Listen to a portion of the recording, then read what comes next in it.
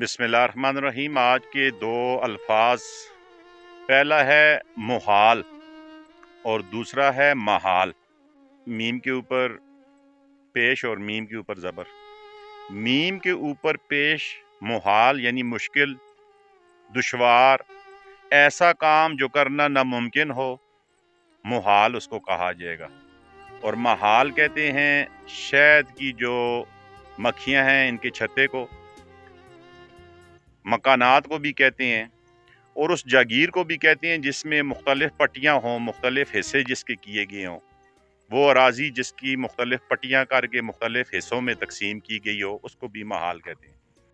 महाल उस पैसे को, उस अराजी को, उस जगह को, उस बिल्डिंग को, उस ज़ख़ीरे को कहते हैं जिससे हुकूमत को यानी सरकार को कुछ न कुछ आमदन भी होती हो, उसे भी हम महाल कहते हैं।